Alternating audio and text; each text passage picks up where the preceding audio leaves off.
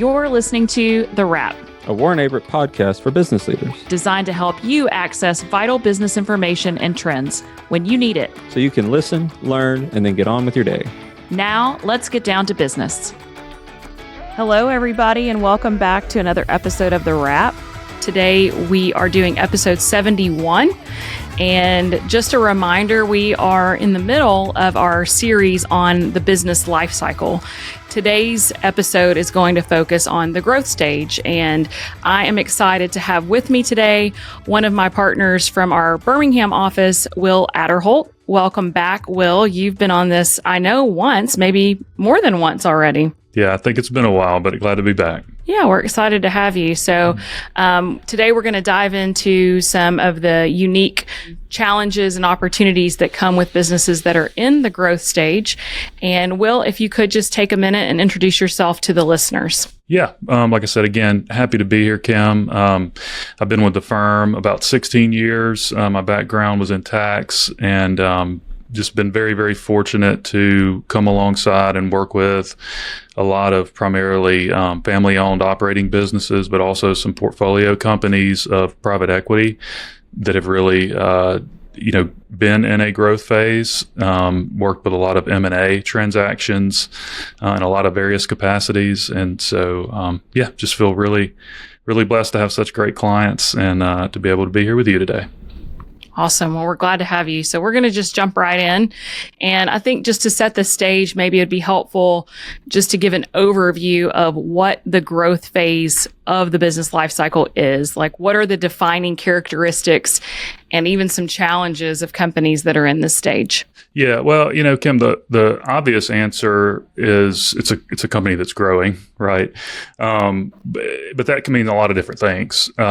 Typically, that's going to be top line growth, but that could also not mean top line growth. That could mean maybe we're still pre-revenue, but we're really we're past the startup phase, but we're really growing. But again, most of the time, this is going to be a business that's growing its revenues, and that can look a lot of different ways. Organic growth. They could be doing acquisitions. They could be greenfielding in new markets, investing in different technologies, strategic partnerships, joint ventures. There's really no end to how a business can grow, and so it never really looks the same way. And then you mentioned challenges. And I know me from being on here before. I'm a cash flow junkie, and so I'll spoiler alert already. We're going to talk a lot about cash flow because it's very, very important in the growth phase. But it's really a lot of times what comes with being in the growth phase is going through just maturation of the business, from operations, management, sales function, just sort of stepping into, really becoming a business along with managing all this growth, no matter what that looks like. So our last episode that we did in this series was on the startup phase, and I can imagine, how much an owner's role evolves in moving out of that startup phase and into the growth phase. So talk to us a little bit about how does the owner's role change, and what really is the owner's role now in this stage? Yeah, it does. And this is obviously one of the more sort of nuanced and complex issues that oftentimes I see that come along with a growing business, because most of the time the owner is probably going to be the founder, and they oftentimes didn't start this business because they wanted to manage a business. Oftentimes they started the business because they had a skill or a trade or an idea that they wanted to bring to market, or that they thought they could do, better than what's already in the market in their space. And so, a lot of times you reach this point when your business is growing where and it's kind of cliche to say, but the owner really has to stop working in the business so much as working on the business. And with, you just can't do it all unless you're really good at finding the right people and empowering them and sort of I've got a client that refers to it as hire people that are smarter than me and then get out of their way, which I think is really good advice, Right. and it served him really well. But it really doesn't take any one particular form. But I'd say that's really the most common thing I see is just that transition from doing what you love to do, which is why you started the business, into managing a business. That's not really what a lot of entrepreneurs want to do. Transition to doing what you have to do, not That's what right. you love Yeah, to do. exactly. Yeah. Yep. So along those lines, I'm sure most owners don't start a business wanting to get into taxes and cash flow planning and reviewing financial statements. I mean, you and I do, but most owners don't love that. So, what are the financial metrics that an owner really needs to know and understand and pay attention to that really show the company's health during this phase? Yeah. I think typically the first thing most people are going to want to look at, and again, it sort of gets back to what we were saying about enjoying versus wanting to do things in the business. Obviously, they should be and probably are looking at profitability measures. What's our growth rate? What's our sales pipeline? What's our backlog? What's our gross profit, net profit? What's our overhead doing? All those kind of P&L, profit and loss type ratios that are really common. Also KPIs, they're key performance indicators that may be non-financial. Those are all very important. But you specifically asked about health, Kim, and I think really if we're talking about health, which that I think is vitally important, especially with a growing business, the analysis and the metrics really, I think, need to be more focused on the balance sheet, particularly around cash flow. So, taking the net income a step further and looking at, okay, what really is our cash flow? What's our working capital? What's our CapEx needs? And again, just kind of taking it putting more focus on the balance sheet and particularly cash and working capital. So, how should companies balance risk taking when they're in this? They're focused on growth, and clearly it took some level of risk to get to this point, right? Yeah. Mm-hmm. But does the attitude towards risk change at this stage? How should they balance how much risk to take on, versus being cautious so that they can continue to grow? Yeah, this is really hard. Particularly like we were talking about for a founder who is, really loves the business, especially if they might be in sales, perhaps, is their background, because they just want to go pedal to the metal, right? Which is how they got to the stage that we're talking about. That's a Bring good it in and thing. we'll figure it out. That's a good thing, right? And so, it really, to me, my advice is you just sort of have to, I kind of look at it from a risk-adjusted return standpoint, like what do I have to gain from this decision that I'm making? Okay. And then how much risk am I also taking on to get to that point? Right. So, and a lot of times that's really hard to measure. That sounds very, Pollyanna of me to say here on a podcast with you. But oftentimes when I have these conversations with clients that are making decisions like that, I kind of try to break it down into those two buckets. What's our upside and what's our downside? And then you sort of, throttle in where you want to be based on kind of what the upside and the downside is. And just thinking about it holistically, not so much oftentimes, again, people want to go, and they're busy. We're all busy, especially somebody trying to run a growing business. And so just really kind of understanding when you're making a decision that could trigger other outcomes that you might not see on the surface, just having that discipline to step back and think about issues holistically and what the different dominoes that may fall as a result of a particular decision. Want to receive a monthly newsletter with wrap topics? Then head on over to warrenaverett.com/the wrap and subscribe to our email list to have it delivered right to your inbox. Now, back to the show. Now, I know when we were planning this episode, you mentioned that you had walked a client through a scenario like this where they brought an opportunity to you. And maybe you can share that just in terms of, how to balance that and what ultimately the decision that was made by the client. Yeah, I think this is a great example, Kim, and I'll try not to be too long-winded with it, but it's really, I think, a perfect example of kind of what we're talking about. And luckily, I was sort of on the other side of this decision. So I've got a client in the manufacturing industry who's done several acquisitions, and I've been lucky to sort of come alongside them on a lot of those and help with the process of doing these acquisitions.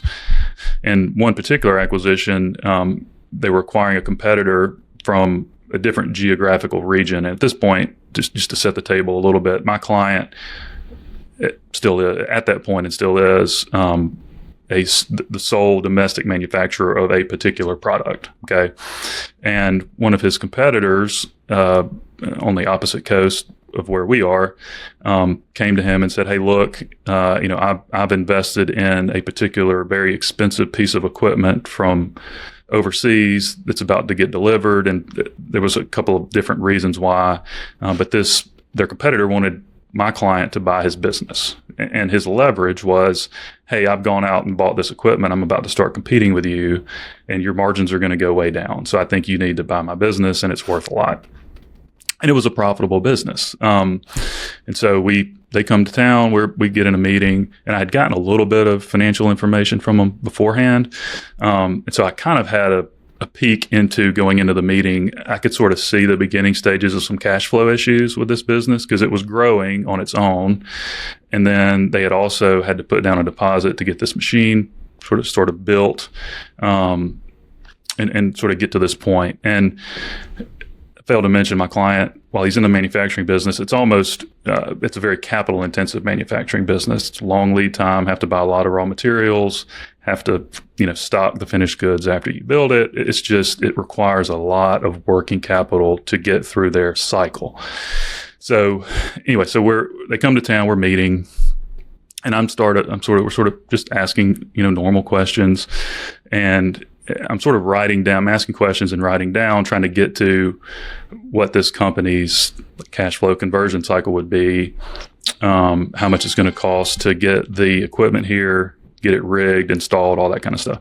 So I sort of, on my notepad, was making sort of a cash flow statement, so to speak, for what this new equipment was going to look like. And to make a long story short, figured out that and was able to pretty quickly articulate in this meeting that this guy, I don't remember what the exact number was, but let's just say it was going to take $10 million to get this equipment up and running and buy enough inventory to be able to fund the production through the receivable cycle to get cash in the business before this, piece of equipment that on paper would be very, very profitable. It was going to take him $10 million to get to the point of it being cash flow positive. And this guy just looked like a deer in headlights. I mean, he had no clue. And like I said, he was already having some cash flow issues just because of the growth that he had already taken on organically with what they were already doing. And so, the end result was we sort of walked out of that meeting, and my client was able to have that piece of equipment diverted from going to the West Coast back to his office in Alabama in that meeting. Like, it was literally shipping out that day. The guy calls, and we basically bought it at cost and then acquired this guy's business for basically the value of the assets it had on the books, because he sort of realized in that meeting that he was going to go out of business if he didn't do something. So he went from walking into that meeting thinking he had a very profitable business that he had my client, strategically sort of pinned down into, basically saying, "Hey, please take my business from me." So it was pretty cool. That was fun. Well, that's going back to you saying the importance of knowing cash flow and also surrounding yourself with, good people, meaning your client knew his business, knew the operations, but you looked at it through a different lens, and that ultimately is what he needed, was somebody else's skill set. So that's a great example. So speaking of cash flow, most of the time when companies are in this growth phase, it can be real tempting to, take the profits out because maybe you haven't taken much out when you've gone through the startup phase and you've been really building the business. And so how do you balance the reinvestment of profits back into the business with essentially, meeting your own personal needs and goals that you're trying to juggle? Yeah. I mean, again, to me, it always comes down to advisors, and just having the right people on your team looking out for you in a holistic manner. So sometimes so that to make sure that you have a plan, right? Now the sort of pieces of your financial picture don't always match your plan. But you have to start with a plan, right? So if your plan is, hey, it depends on how, your cash flow, personal cash flow needs, your life stage, how close or far you are away from retirement. Do you have, like you and I, kids that are, you got a lot of college tuition and weddings in your future? You have to take all that stuff into consideration. And then I think back into, okay, well, now what really what do I need personally? What are my goals personally? And then, okay, well, here's my business and how can that support my personal needs? And what are my personal goals? There's a trade-off too, right? In a high growth business, most times that's going to require a lot of reinvestment, right? That's sort of a trademark of a growing business, right? Until you reach maturity and cash cow status from your old business textbook, it just requires a lot of capital. And so maybe if you need to take money out of the business, well, you have to plan ahead and be able to go get liquidity that the business needs from somewhere else, whether that's taking on an equity investment from somebody, or making sure that you have enough availability for third-party debt and that sort of thing. Yeah, that's a good point of understanding. If you know what you're planning for, then you can review what your options are. A lot of times people will start with, what are my options? And you're like, well, I don't know what you're trying to accomplish out of this, right? So it's and I important. think yeah, it is. I'm sorry to speak over you, but and it is oftentimes with a sort of founder-led, operating family-type, closely held business. They've oftentimes grown up, or the business has grown up with the owner thinking of the business and their personal financial, pieces as one big bucket. And it is, I mean, you're pretty much married to it, right. It is one and the same, as it goes, you go. But at some point in this growing getting to maturity stage, there comes a point where it's really, really important and healthy to start thinking about those two things as being separate, so that you can make sure you have a plan. That's a good point. So when should the owner begin to think about, legacy planning and what the future is of the business? When do they start that? Yeah. Yesterday is the answer to that question, Kim. It's really important for a lot of reasons, right? And you sort of put it into two different buckets. There's a positive type outlook, what's my plan for the future, versus, really what I'd say more of a sort of disaster recovery type succession plan. Okay, what happens if something were to happen to me or one of my key managers? You have to have a plan for both, right? And so, you really need to be thinking about that kind of thing from day one, just to ensure the success of the business one way, whether that's in the event that everything runs according to plan and we're very profitable and we want to meet our goals in the future, or someone gets hit by the proverbial bus. Really having a plan for both of those. And then the other thing that I thought of when you mentioned that was always taking the time to think about estate tax planning. and this is fresh on my mind because I just left a meeting this morning about this. Because like we said before, the owner's net worth oftentimes in a closely held business is 95% the value of the business, and that's illiquid, right? And so what you don't want to get into is a position where the value of this business may put you in a taxable estate situation, but yet the business is not liquid because it's growing and requires a lot of working capital. And so just making sure you know where you are on that, so that you can plan accordingly, whether that's insurance or whatever else. Right.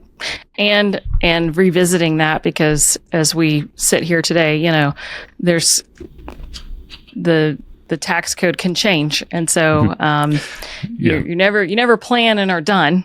That's it's right. An ongoing annual, or more frequent thing that needs to be done to make sure that you're really understanding the current picture and how it relates to you. So, and the business owner's personal outlook can change very rapidly too. Right. I'm working with another client who business was doing very poorly, very affected by COVID, a lot of other unfortunate things, and was, almost teetering on the edge of insolvency 24 months ago, and had a couple. They're in the construction business, and so they had a couple of really, really, really profitable jobs. And so in the course of 24 months, now we're dealing with a $50+ million estate tax potential issue when the business was almost insolvent just not too long ago. So again, just a really good example of that's a good problem to have. Yes. That a lot of people don't. But it can change very rapidly. So to your point, it's important to revisit that, very on a regular basis. So we started with, what defines being in the growth stage. How do you know when you're starting to transition out of the growth stage? Yeah. Again, I hate to give you the obvious answer, but typically you're going to see revenue growth level off. So not necessarily your growth slow, or not necessarily the business shrinking, but your growth rate is leveling off. And most times when you see that, the business's working capital needs are going to slow down, and so you'll see cash flow start coming back into the business, and things are a little more predictable. Cash flows more steady, revenue growth is more steady, and so usually that's really it. That's kind of what you typically see there. So as you know, here on the Wrap, we like to wrap it up in 60 seconds or less. I know there's been a lot of good points that have been shared here, and hopefully, the listeners have found value in all of our discussion. But what's the one piece of advice that you want to leave listeners with as it relates to companies that are currently in this growth stage? Kim, I always break the rules with this question because I can't boil it down into one, so I'm going to break them again. It's really two things. One is to really make sure that you're stepping back, like we said early on, and thinking about working on the business, not in the business. Otherwise, you can just get busy doing the same thing, and then you look up and go, oh gosh, I've outgrown my working capital. So it's really that, and then that's 1A. I'll give you 1B, if that doesn't break the rules, is to have a team, making sure you have a team of advisors around you that can help you think through that and communicate with them often, to make sure that they're in the loop on what your plans are, so that they can give you good advice, because if you hire the right people, they've already helped people through this stage that you're going through. So you can learn from examples that they've seen where things either went really well or didn't go so well. Well, this has been great. Thanks so much, Will, for joining us, and thanks everyone for listening. Thanks, Kim. I really enjoyed being with you again. And that's a wrap.